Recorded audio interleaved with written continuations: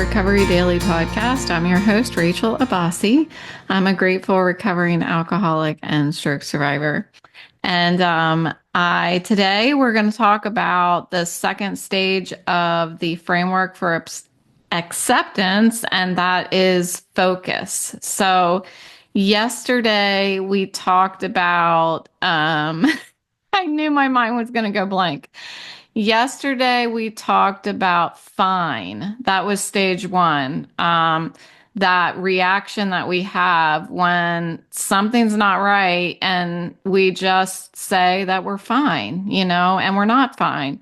So this episode today, we're going to be talking about stage two, which is okay, once we've, maybe we're not fine, then we're going to focus. We're going to focus on what is it that we've been ignoring. So this is where reality kind of snaps into view. And when I was standing on the edge of that curb, that snapshot in time, that I've brought forward to be a lesson for me, that I'm standing on the edge of this curb and realizing that I shouldn't be doing this on my own. That's the point for me when reality snapped into view. So it's like a flash of when it just becomes suddenly clear, like what was something that you were, I don't know, moving forward despite, but you were not moving forward with your best interests at heart, making sure that you're taking care of your well-being, whether it's emotional, physical, spiritual, mental, like whatever were applies to you in this situation where there's something that you need to accept. This is where that kind of fuzzy feeling that everything is not fine all of a sudden becomes kind of painfully clear. So it's the moment that you really can't unsee the truth. And that can look so different for everybody.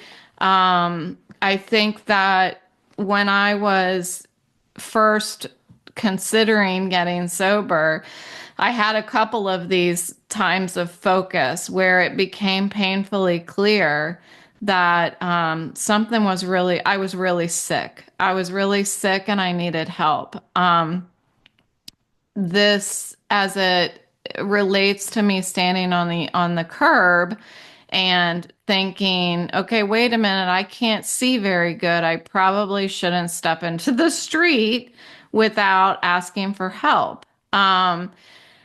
But I did it anyway, and that's why we're talking about it. So it's the moment that you can't unsee what has just happened, unsee the truth. So it can be a medical report that you get back.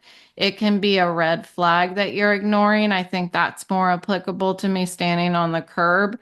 It was a red flag to me that I thought, I'm really putting myself at risk right now. And I still did not reach out for anybody to help me. So sometimes it's somebody else telling you something that you have been too afraid to admit yourself. So this focus stage doesn't really ask for permission to show up. It just lands. And it's when the denial takes a back seat and you have no other option than to take a hold, take control of that which you can take control of. Sometimes I think I spent so much time trying to take my hands off of the wheel, but I did it by drinking. And when I removed the drink, it was like, okay, when I was drinking, I was taking my hands off of the wheel, but I wasn't trusting in anything else to grab a hold of the wheel. I was just like, let's go, just let life happen because I don't care what happens. So this is where we care. We're looking at, there's something really wrong here. So I won't forget that moment where I was standing on the curb. It seems like for anyone else such an insignificant moment, but it's times like that that happen in our lives that if we're paying attention, there's a really, really important lesson to be learned. And that's what happened when I was standing there. So as I stood there and my field of vision kind of felt like it was narrowing, I realized I was going to go into more about what it felt like, but I don't think that's necessary. It was that moment that I realized that my condition was something, the degree of discomfort that I deal with is something that I don't admit to. At that moment, I felt a little bit disoriented. I felt like my head was in the clouds, and I felt like there might have been a slight bit of panic. There was, or else it wouldn't have been it wouldn't have been a snapshot in time that I would have saved if there wasn't some bit of a panic that happened within me where I felt like this isn't brave anymore. This isn't me just doing anyway. You know, like I talk about all the time. This requires me to be honest. So that's what the focus means. So sometimes when we get to this stage of focus, as I said, we may be have just reviewed like been with a doctor and had like a diagnosis or or a blood test or some sort of conversation with a doctor, and that's when that need to focus in on what's really happening, that reality hits. For me, that's not when it hit. I feel like a lot of times when I go to the doctor and I come home, I've told you about this a lot. I go to the doctor and then for the next 24 hours, I feel depressed. And I feel like maybe it's because I'm not letting myself focus on what I need to. I'm I'm in denial. And it happens over and over and over again. So I think that this cycle of acceptance is something that I keep experiencing. I keep maybe getting to a certain stage and then I backtrack again, depending on what experience I have. So I couldn't be more happy that this is something that we're focusing on this week because I think that it's something that I keep talking about acceptance, but I'm talking about acceptance as if it is a decision rather than a process. So sometimes when, like in my case where I was standing on the curb, there might be a sudden symptom that you're managing that one day it's not so bad, and then another day it's overwhelming. And that's when that need to focus on reality comes into play. But as soon as I feel better, I can let go again and pretend like everything's okay. And what I'm trying to do is find some sort of permanence in that acceptance. And one thing that I talked about yesterday about my back is I went to the dry needling yesterday. I don't know. It wasn't as bad as it as it was last week, but it's still terrible. I still hate it. But I'm gonna keep doing it because, believe it or not, I feel ever so slightly better today than I did yesterday. I mean, my back is really, really sore and I'm being really, really careful, but it feels like there's a little tiny bit less pain. And that is success. That is success for me. But what I told the physical therapist was the week before when I got the dry needling. So this was my third week. So the second week after I got the dry needling, I told her, I'm going to go for a walk after this. Like when I'm feeling my best, I want to go for my walk. So I walked 2 miles. So you guys know that I don't do that very much. This is probably the third or fourth time that I've walked 2 miles in the past like 2 years. So I did it without the dog, which was better because I wasn't looking at her and then looking around and like, I was just focusing on walking. So it was a lot easier for me to do it that way.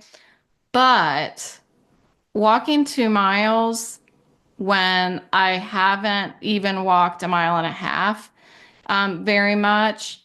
It's just not the right thing to do, Rachel. So I told the physical therapist, I said, well, I walked 2 miles. And she looked at me like, I said, that's only the third or fourth time that I've walked 2 miles. And since my second episode with my stroke. And so she was like, I said, I'm kind of an overachiever. Like when I want to do something, I want to go all in. And so she told me after I got dry needling yesterday, she's like, even when you feel better, um, treat yourself as if you don't feel better. Like still be as gentle with yourself as you would be if you didn't feel good. And that really resonated with me because that's what I do with my vestibular symptoms too. When I feel good, I go all in. When I feel like poop, then I'm gentle with myself. So I'm learning to treat myself consistently.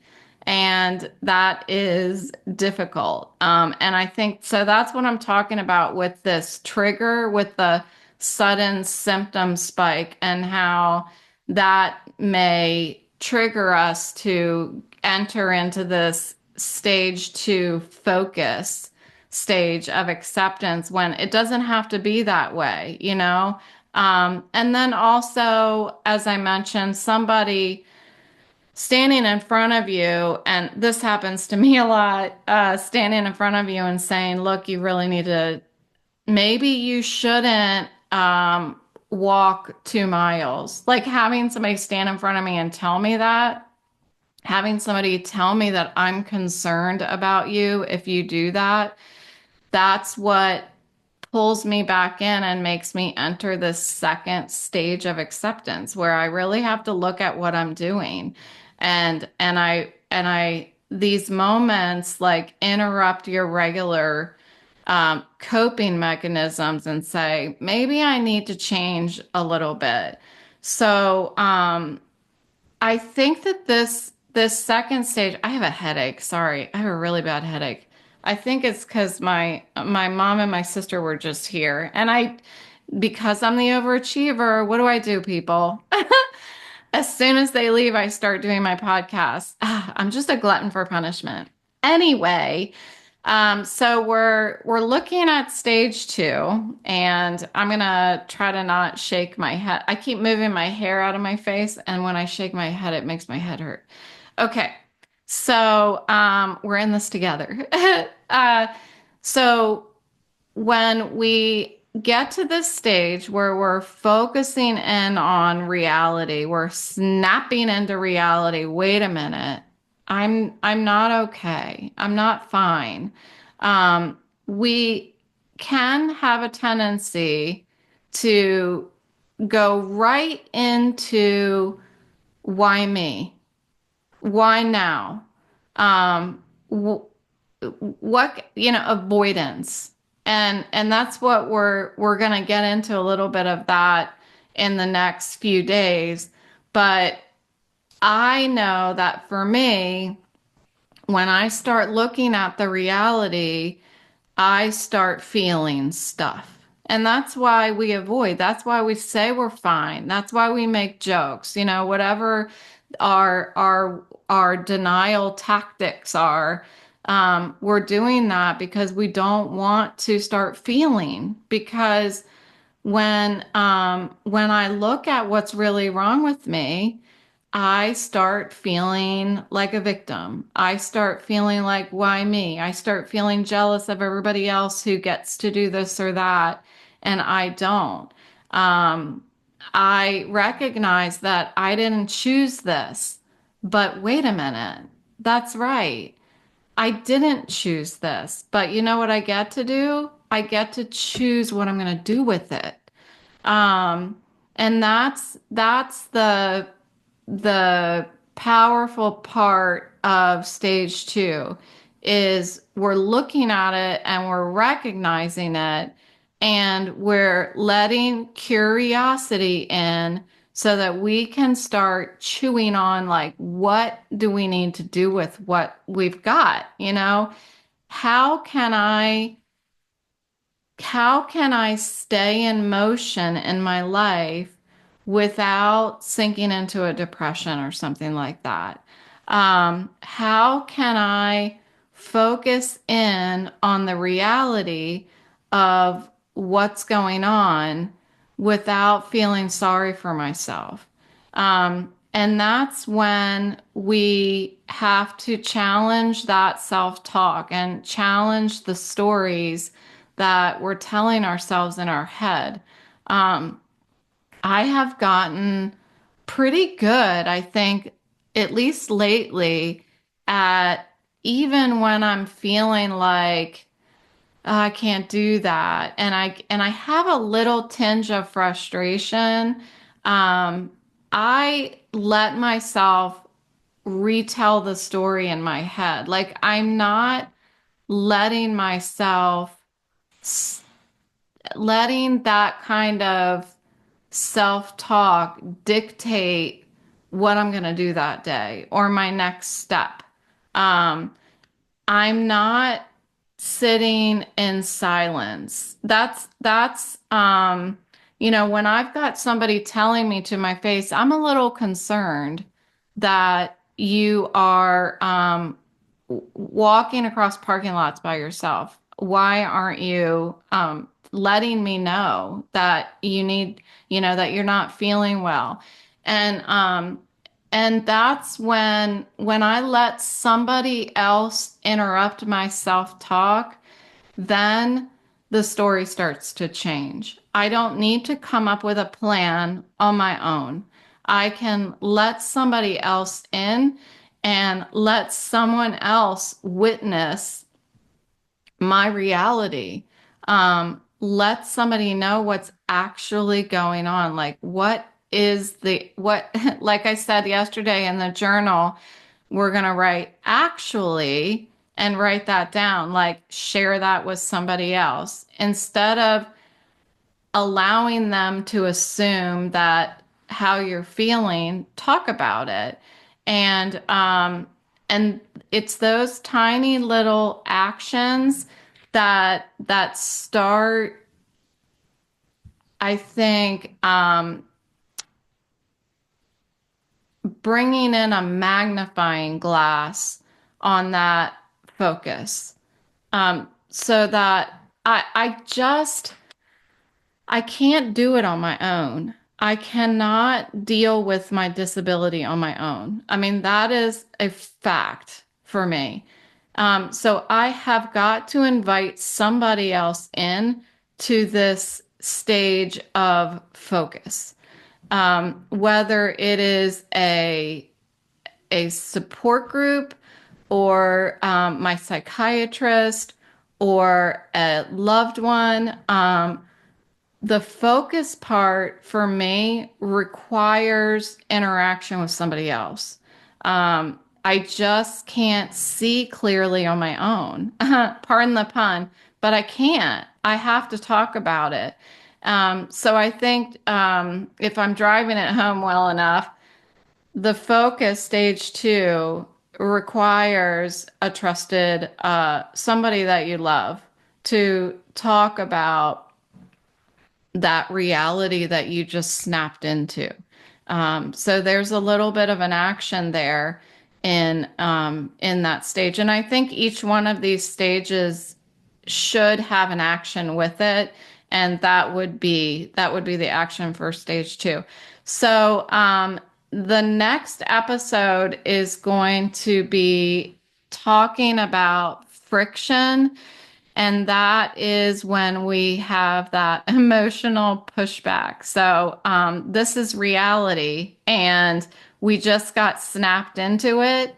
And I know for me, when I get snapped into reality and I start feeling, it's gonna be here comes the grief and the anger and the guilt and all of that emotional pushback that is saying, wait a minute, how can I avoid accepting this? That is just my nature. I have to avoid accepting reality. So the next episode is going to be about friction when our feelings, now that we're looking at them, are protesting the truth.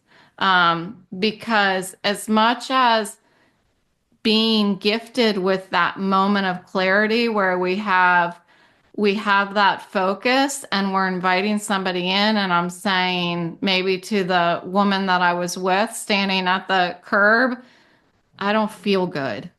um yeah, that's a gift. It came into focus. I shared it with another person, but that doesn't mean that it feels good to talk about it. So tomorrow we're going to talk about the friction. We're going to bridge over to the friction and talk about how we work through that part of the framework, stage 3. So this is going great. I love it. I hope you guys are getting as much out of it as I am. I'm going to go rest now for real. I'm going to go, at least I'm going to try. I don't know. I'm not making dinner tonight. We have leftovers. So that's positive. I guess that's it. Thanks for listening. I'll talk to you tomorrow.